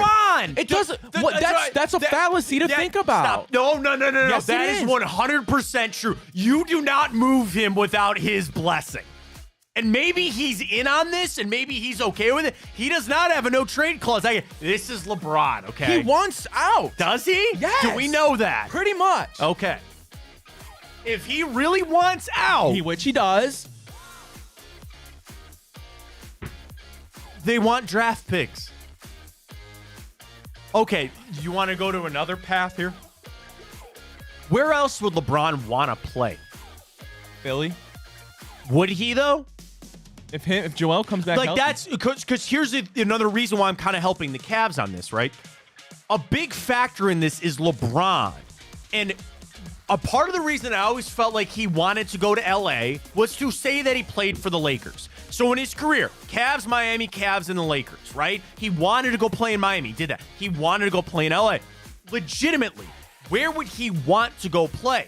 Because again, I'm not saying the Celtics even have what I don't really believe that LeBron would ever want to go play for the Boston Celtics. Hell no. Right? Yeah, no, absolutely not. So what other teams would be of interest that it actually makes sense or actually they have the viability to go get him? He would want to end his career in Cleveland. End it where it all began. Win another ring. I maybe, sure. And the thing is, oh God, look what you've done to me. I'm like the devil on your shoulder. Is this team not built up exactly like they were when they got him to come back the first time? Right? Is this team not built up for you to sit there and say, dude, look what we got for you? I made this statement a couple shows ago. I made the statement a couple shows ago that Anthony Davis was the best player that LeBron really, I think, has ever played with in his career. And you and I differed. And we kind of differed a little bit. You could say prime D-Wade, or maybe he really wasn't his prime. I was making the case for Kyrie Irving, right? Because here's the thing, and I agreed with you on this. AD's a better player than Kyrie, but in my opinion, Kyrie is what LeBron needed. And that's why I thought that was the best version was when he had a guard like that. Oh, gee. I'd argue that Donovan Mitchell would be better than Kyrie. No? Would you agree with that? I'll put it this way. It's worth a conversation. I never thought I'd say that. I don't know if I'm ready to quite stamp that, but it's pretty damn freaking close, isn't it? I know, 40-point games, and you can not even that. I mean, but if he signs an extension, right? Like, so let me ask you this, Matt. Give me your, and this is going to be tough because we haven't seen Donovan here very long. Give me your top 5 Cavs all time, like a lineup. Okay, LeBron. Make it a lineup. So you have to do like okay. Well, Z would be no. Actually, this is meant to be a hot take. I think Brad Doherty's better than Z ever was with the Cavs back in. So Brad Doherty's your 1, your 5, I should say. Excuse me. Would you let me put LeBron at the power forward? He's got to be my 3. He's got to be my 3, right? Yeah. Yeah. Because I would want to put Austin Carr there too. But the thing is, you're talking about Mark Price. I would take Mark Price over Kyrie Irving. Right? Really? Yeah, I would. Okay. Yeah. I mean, okay, it's getting convoluted with like the best Cavaliers. Like Kyrie Irving is a better NBA player than Mark Price was. So I guess maybe like Donovan Mitchell and LeBron would instantly turn into the best duo. What is your in point? NBA. Your point is bringing up that Donovan Mitchell is one of the best point guards that has ever played for the Cavaliers. Yes, and maybe even better than Kyrie and Mark Price. Yeah, very possibly. And again, of LeBron's career, where he's smart, he knows where he's at right now, and he knows what he needs. I just thought, I was conditioned to think this way, and I think LeBron was too, that he was going to finish things out in LA. it's not quite that easy to say, all right, that's not the case. We're out of here. We're flipping this. And then it comes back to, like, what is LeBron's goal? To win another championship or to play with his son? I think playing with his son is more important at this point of his career. Well, if he comes to the Cavs, then his goal is still to go to win a championship, right? And you're talking about a Cavs team that would be severely handcuffed on how and when they would be able to get Bronny, either this upcoming draft or the next one after that, because they don't have a lot of picks. This is all stuff LeBron is thinking about. And at the end of the day, this trade is just for one season. He has an expiring contract at the end of a season. So, Matt, I'll say this. If LeBron comes to the Cavs, you could easily talk me into the Cavs finishing this year. Yes, this year is the 1 seed in the East. sure. Yeah, no, that is the biggest thing that's pulling me towards why I would do it, is because without a doubt, it's LeBron. You're just telling everybody we're going for this. And then the changes, like you talk about the changes they got to make on the floor, those are good problems to have. And I think he's still got juice in the tank. He's not somebody that's just playing this out. Now, the thing is, the Lakers, and I can't get a true vibe on this because are they sitting him because they are trying to trade him, this ankle stuff, you know, or was it, it's him and AD. They use these weird ass words. Like the tendinopathy or something is going on. I think is it LeBron's ankle or is his hip? AD's got the hip, I think. I have no idea. So he is battling an injury. He's Iron Man. I know, and you really only, dude, you could trade him here and be like, you could play once a week, and then I'm just gonna need you to show up sometime around April. And Matt, let me ask you this too. Let's say in a world Evan Mobley doesn't really pan out to be this top 3 big man in the league like we expected him to be at his ceiling, right? Right. So then you're kind of looking at this here, okay, what if in that scenario then Donovan doesn't even sign with us? You're kind of screwed the next couple of years without a real championship window. You bring in LeBron now, your window's open for the next 3 years guaranteed. Oh, and that's, again, those would have to be what you would do to sign things up and to make it attainable. And then also the Darius deal if you did trade that. But you want to know what? Well, the trade machine let it go through. Aren't there rules about when you can trade Supermax guys and not? Is it just the neck? Well, Darius didn't sign a Supermax. Right. He just signed the max. Okay. All right. Maybe. I mean, obviously the trade machine made it work. We're talking, we're getting this. I don't know. I'm not gonna buy it. I will not buy that. I see it in the window. It looks all glitzy and glammy, and they got a 10% off sale that's sign fine. on it. And I'm That's looking fine. at it. I'm gonna stare at it. That's fine. But let's end this conversation with this though, because if it might not happen, right? Probably not. But would you? I will tell you, operate right today. Starting out, it's not gonna happen. Okay, but would you in a I also scenario said that where you about could Bill push a Callahan. button and the trade would go through like you just did? Yeah. Are you trading Darius and Karras for LeBron? Yes. Yes, and I love DG. But yes, if you want to get a championship, your window's now open for the next 3 years. Realistically, Matt, tell me this. Is their window open this year realistically? Do you see them as a real contender to go to Yes. the NBA Finals? Yes. Okay. Really? Yeah. Yeah. Now, winning it, LeBron would help you in all those areas. So then why would you not do that trade? I'm stuck on the future, and I need to not be. But here's the thing, Matt. Here's the thing, Matt, about this said future, right? Are you ready? Are you ready? You're not guaranteed Donovan. You're not guaranteed Mobley takes that step up, because if you want to win that championship, you need that. But you bring in LeBron these next 3 years, that eases that and maybe makes Mobley a better player. Learn stuff from LeBron. Who's better to learn from LeBron? You open your championship window now for 3 years. I don't care if LeBron's 38. He's the only dude to beat Father Time. I'll give you what you want. I'd make that trade. Yes. I would make that trade. You wore me down. You beat me down. You got me on a Friday. I'd make that trade. I would. Yes. I would Now make we're that trade. talking. I would make that trade. That is? Is that how you want to end the morning update? Yes. You got me to say I would make that trade? All right. Fair enough. There we go. All right. Let's do this. Let's catch our break. We come back. We're going to dive into Time Hop. We'll see what happened this day in history. We'll get some more Cavs in. We'll set our typical boost and our bracket of the week of the most overrated musical artists. We'll get to all of it right here. Fontana Show on Big Play.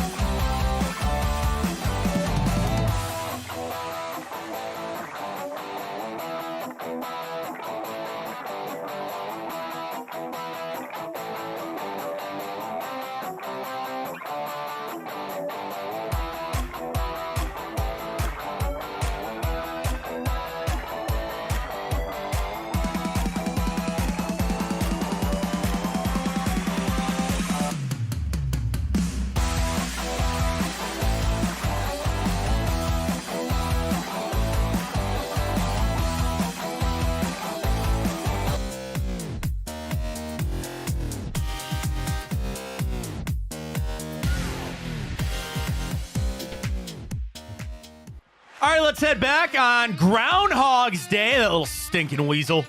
We get early spring. I told you. You did call it. I just said, like, it kind of just flips every time back and forth.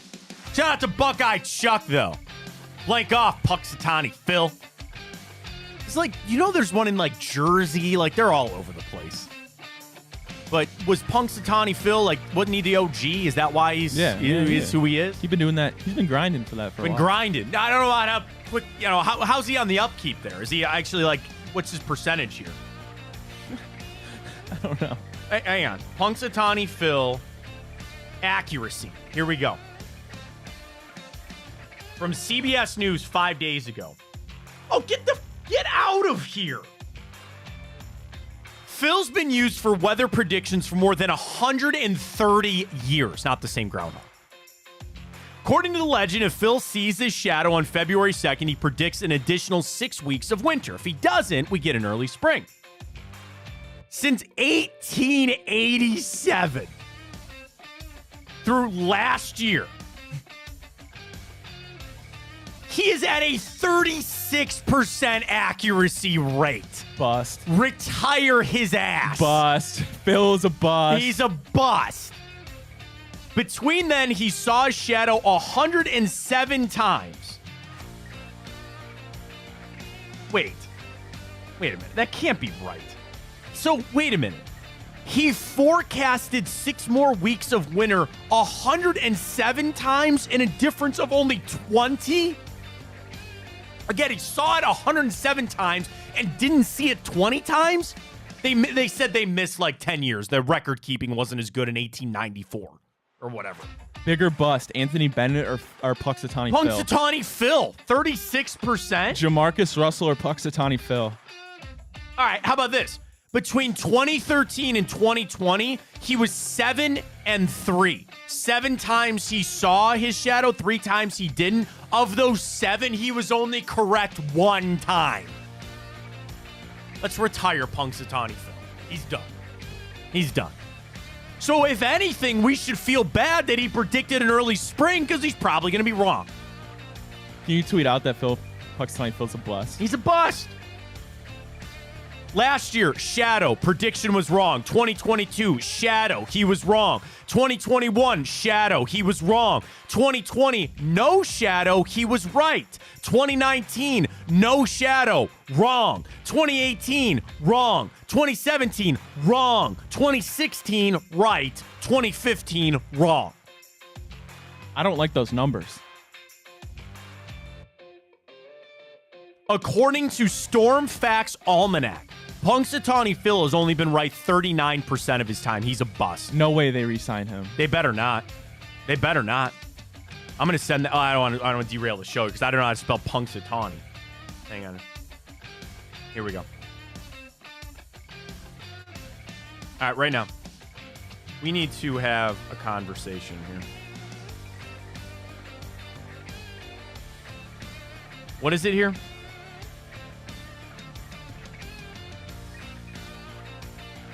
Over 130 years of doing his job. How is he still employed? Only at a 36% hit rate. It's time to retire his ass.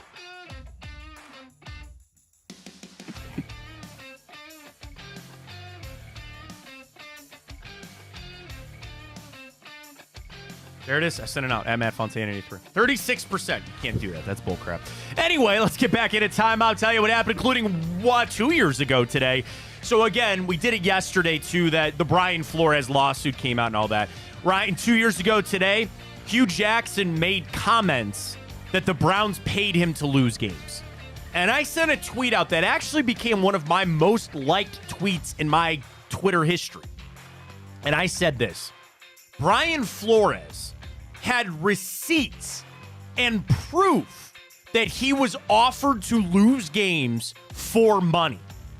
Hugh Jackson said, they gave me a really bad team and expected me to lose. Those are not the same things. Yeah, oh Hugh. my goodness. Those are not the same things. And I know Hugh's back in this cycle again because he and Marv Lewis are going to the Raiders, and why, I don't know. Who knows? Whatever, fine.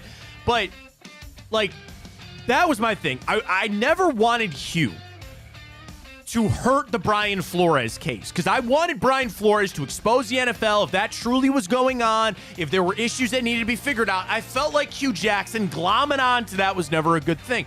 Now, that being said, I was not in the building with Hugh Jackson. So some of the claims that Hugh Jackson has made, I can't say that they're not true because I don't know. The thing is, every time that somebody has Hugh on a show, every time he says that the book is coming out and it never does, all we ask for Hugh is some receipts, man. We live in a world today. You can make these claims, you can say what you want, but unless you've got receipts, it doesn't matter. And in the court of law, it's not going to matter. And I frankly think to a point in the public opinion, that doesn't matter either. Unless you could come with some tangible proof that what you say happened, it's always going to be your word versus theirs. And it's just going to be a giant pissing match. And that's all it's ever going to be. I ain't getting into it. Now, you, me, and everybody saw what the Browns were doing. And it's not, I don't want this to be misconstrued either. It's not illegal to tank. And in fact, in a lot of different sports, it's the right thing to do. The Browns tanked. They got Myles Garrett and David Njoku and Nick Chubb and Denzel Ward and Baker Mayfield. And they got all these good players to come in here and frankly help turn things around. Hugh Jackson would have been a part of that if he would have just gone along with the play. This is another part of it too. I never understood why Hugh got so up in arms with it.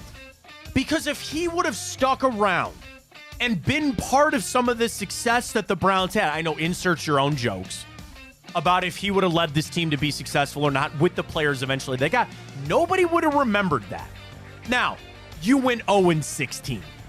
That's a stink that maybe you can't wash off. But you got to remember, the Browns never asked to go 0-16. They would have been fine with 3-13.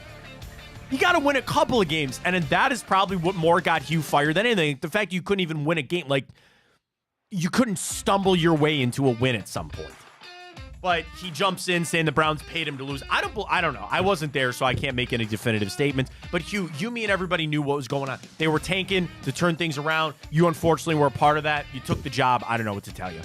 Matt, real quick before we go on to the next time hop, you have 10 minutes to get 311. They're only 1%. They're only 1% winning behind Beyonce or in front of Beyonce. You have 10 minutes. They're left. not winning, are they? 311? Yeah. Oh yeah, they're voted the most overrated. Oh my God! Stop that. Go retweet. You have 10 minutes. No. You only need like probably 10 votes to sway it, but you have 10 minutes to get that to change to Beyonce. 311 right now is the most overrated band. You gotta be in the world. Kidding me. Oh, you didn't think they were winning this No, one? they weren't winning this morning. Yeah, they were. Like 10 minutes. You probably get like 15 or 10 votes on Beyonce. Can 311 beat the clock?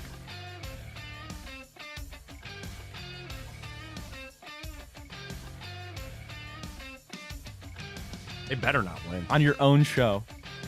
They better not win. Well, time's ticking. Hey, they better not. Clock is not your friend, Matt. That's it. This is bullcrap. This is utter bullcrap. This is...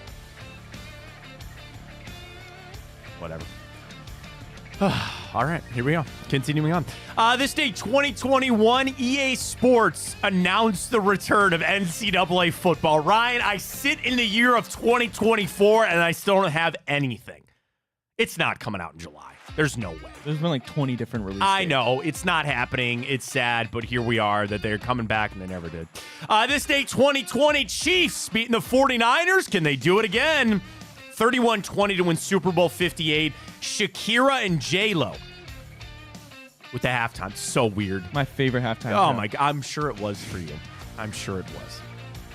Okay, I get it. Yeah, Who, good for you. who do you think's better looking, J-Lo or Shakira?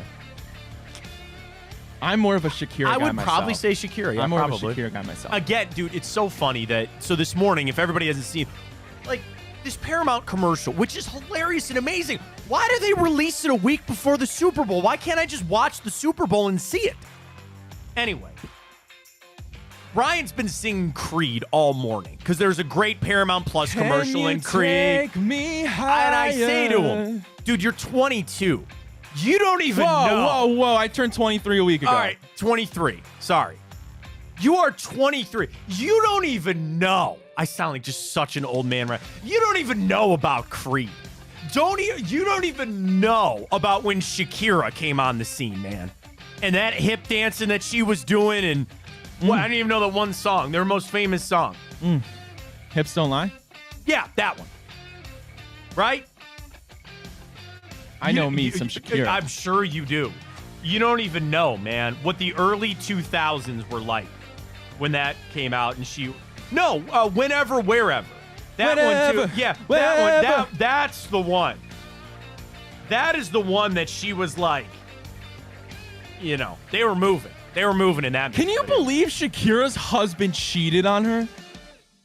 There's a lot of dumbasses in this Oh world. my Trust me, goodness. okay? There's a lot of dumbasses in this world. And Talking about fumbling trust the me, bag. I'm not in there about other people's marriages or relationships or whatever. I think cheating is one of the worst things you could do to a person anyway. The top 5 bag fumble ever. But that, and then when Hugh Grant, he was married to Elizabeth Hurley, and they caught him soliciting a prostitute. Dude, you were married to Elizabeth Hurley. What? What are you doing? Why would you do that? You had to Google who Elizabeth Hurley was. Austin Powers for a lot of people. It's pretty fine. She's very attractive. Like, I don't understand. I really don't. But yeah, that's a mistake on their part for sure. But you don't even know the era of Shakira for sure. This day, 2018, getting ready for the draft. Baker Mayfield caught up with TMZ, and he said, I'd love to play for the Cleveland Browns. Doing a little PR work there, if you will. This day, 2015, it was announced that Johnny Manziel was going to be entering rehab. Statement from the Browns said they respect Johnny's initiative in this decision and will fully support him. It never worked. It was never going to work for him in the NFL. Got drafted, made some good money off of that. Sure, he's making good money in Texas A&M right now. It is what it is. This day, 2014, Super Bowl 48. Do you remember this one, Ryan? The Seahawks obliterated the Broncos 43-8. It was at Giants Stadium, maybe the last time they ever go back to a situation like that. Bruno Mars and the Red Hot Chili Peppers were the halftime act. Wow, that's goated. Dude, 10 years ago. And then remember, the Chili Peppers got caught, none of their guitars are plugged in. And everybody freaked out, and they go, dude, it's the Super Bowl. They don't let you play live. They don't do it. And just think about that for all of them. This day, 2009, Kobe Bryant set the Madison Square Garden record with 61 points. He was a perfect 20 of 20 from the free throw line. This poll is so close. Oh, my God. It better. It's down to 0.3% 311's winning. Oh, my God. It better change. It better change. 9 minutes left on the poll. Here's the problem. I didn't vote for Beyonce. I voted for the Beatles. Now I want to go back and take my vote back and push it for Beyonce. Doesn't work which like is that, my also friend. bull crap because I don't think Beyonce's overrated either. The answer is the Beatles here. 9 minutes. Go vote. At Matt Fontana Show, at Matt Fontana 83. I mentioned it earlier with the fraud that is Punxsutawney Phil. The first ever Groundhog's Day was held this day, 1887. This day, 1876, the National League of Baseball was founded. Of course, the AL was founded in 1903. Very happy birthday goes out to former Ohio State linebacker Matt Wilhelm, Northeast Ohio's own. Remember Fozzie Whitaker, Browns running back? Foswit Whitaker. I'm thinking of Forrest Whitaker. You're thinking of Forrest Whitaker. No, Fozzie Whitaker. We tried to get the Pro Bowl one year as a fullback. Didn't work. Former Ohio State Buckeye Jeff Okudah, Farrah Fawcett, Christy Brinkley, Robert DeLeo. Oh, my God. It's another time as a flat circle thing. It's not Robert DeLeo from Stone Temple Pilots. Do you know who the final birthday is for today? How would I possibly know this? What did we just spend a good few minutes talking about? LeBron? Well, I know it's December, but something about LeBron? No, more recently. I'm talking about like 4 minutes ago. 311? What? Hugh Jackson? Dude, what? Somebody you're a big fan of. Billy Joel? We were just talking about her. It's Shakira's birthday today. What the hell? Happy birthday, Shakira. Glitch in the Matrix. She watches our show, so maybe she's listening. I would. Maybe she does. I don't know. Shakira celebrating a birthday today. That is so weird that happens. All right, 2 movies for you today. We start this day, 1996.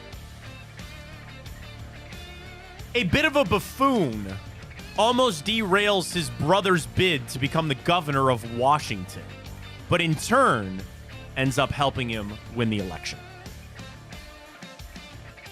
96? Yes. A buffoon almost derails his brother's his brother's running for governor. Sure, I get the premise. And he almost screws it up, but in the end ends up getting him the election. I don't think I've ever heard of a plot like this.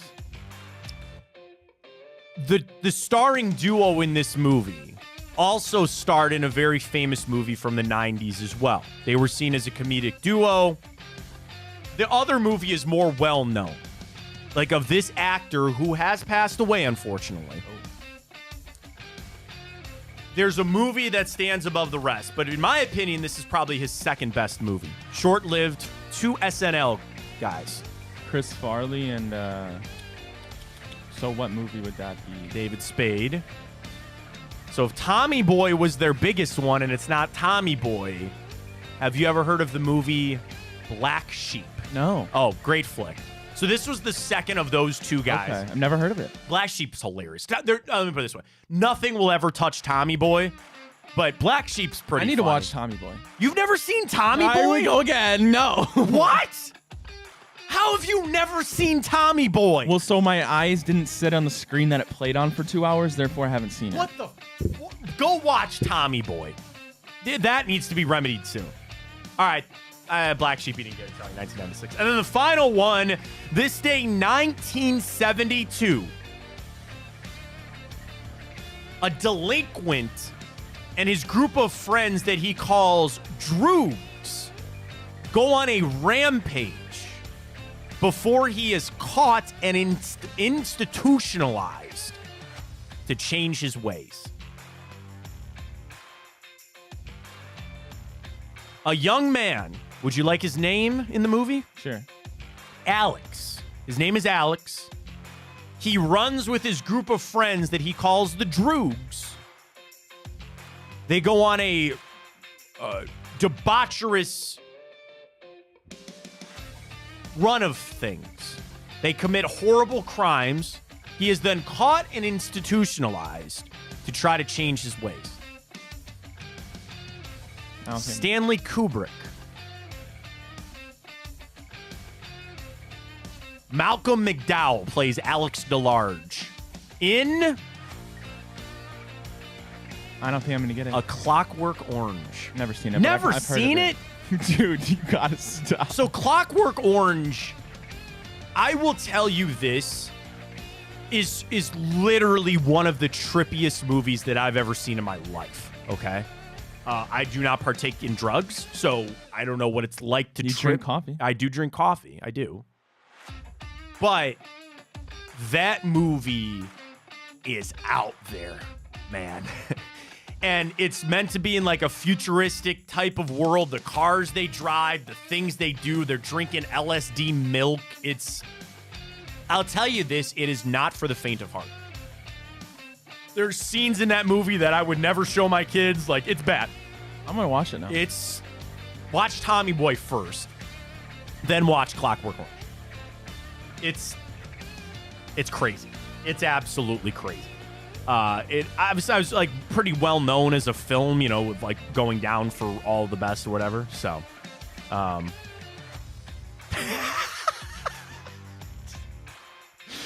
Phil, so I tweeted, ironically, this is also Phil. I tweeted out, I said, Punxsutawney Phil's a phony. I go 36% hit rate, and Phil tweets back, goes, Rogers Hornsby's in the Hall of Fame. He only batted .350. True. It depends what sport we're playing. That's a great tweet. That's the tweet of the day. Oh, man, that's a great tweet from Phil there. That is true. I guess at a 36% hit rate, he would get in the Hall of Fame, man. So there it is. Where are we at? You have got to be kidding me. 2 minutes left, man. 2 minutes left. This poll better change. 0.3%. 0.3%. I might not show up next week. This poll goes south. I might not show up. I'm going to tweet 311 too. Don't do that. Stop that. No. From the Matt Fontana show. No. From the Matt Fontana show. Wait a minute. I think I follow that guy. From the Matt Fontana show. I have been to 12 different shows in 4 different states. I've gone to Las Vegas to see them for 311 Day. I have 6 T-shirts. I will not stand for this. This is bull crap. 2 minutes. This had better change. This had better change. I'm not seeing any more. You want to know what? This is just—it's fake. I'm not even getting wrapped up in it. This is just a troll job on me. Donald. This is just a troll job on me. All right, okay, Donald. all right. Don't worry about it. I'm not even worried about it. Now I'm worried about our show because people are just going to troll me on the show here. What are we doing? 1 minute. Dude, it's not even close. Okay, it's not even like. And I will admit this as a 311 fan. The Beatles, Coldplay, Beyonce, and 311. One of them is not like the other. Frankly, one is good and the other ones are not. But 311's not even in this conversation. It's not even close. This might be our closest poll ever. It better change. You have literally probably 30 seconds. 1 minute left. 1 minute. It's a long minute. 1 minute. Dude, you better get those Twitter fingers. I just sent it again. 1 minute. You better vote this. Oh, it's about to close. I will say I didn't say vote to Beyonce. It's about to close. It is weird that you sync that up, that it's perfect and that it's ending right at the end of the show. Stop. 0 minutes left. Stop. It No, might be done. no, it's not done yet. Stop it. It's not done yet. It will say it goes final. It'll say that it's going to go final. You need to. It's not done yet. Stop. It's not done yet. It's not done yet. Hit the refresh. Hit the refresh. And wait.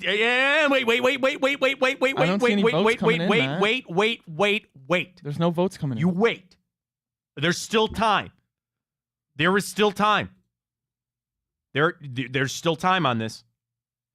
I'm just frantically It's still there. It'll say refreshing. final. It'll say final. I know, like we're searching for somebody that made a trade here. I'm hitting the refresh button on this. No, there's still time. There's still time.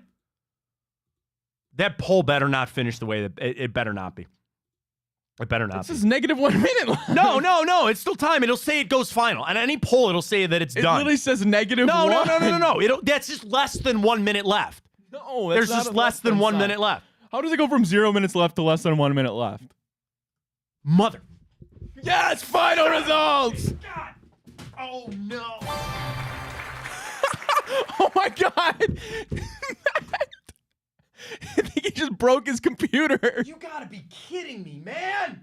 Oh, my God. I hope I didn't break my computer. Congratulations to 311, the Matt Fontana show. They are officially the most overrated band in America. One more time for 311. Oh, you had the graphic already made? Get out of here. Have a good weekend, everybody. Have a good weekend. Radio host rages and breaks his computer after favorite brand gets voted most overrated on his own show. To Cody and Danny and all you out there, you go to hell. Go to hell. You go right to hell. Let that simmer into the weekend. You jerk. I gotta make sure I didn't break my laptop. I tripped over it. I forgot it was plugged in. I tripped over it. All right, good. My external hard drive is not broken. Oh, you jerks. Alrighty, Matt, before jerks. we go, one more time! 311! Stop that. Have a great weekend. Go Thank you to Tipico, Fontana code 100. I'm going to go drown my sorrows. Folks, appreciate the support this week. Enjoy the hell out of it. Have a great weekend. We'll talk to you next week. Fontana show right here. I'm going to go listen to 311 in the car ride on the way home. I'm going to go listen to him on the. You do not tweet it. Though. I'm tagging him. Don't do it. I'm tagging him. Don't do it. You better not. Don't do it. We gotta go. We gotta go. As always, take it easy.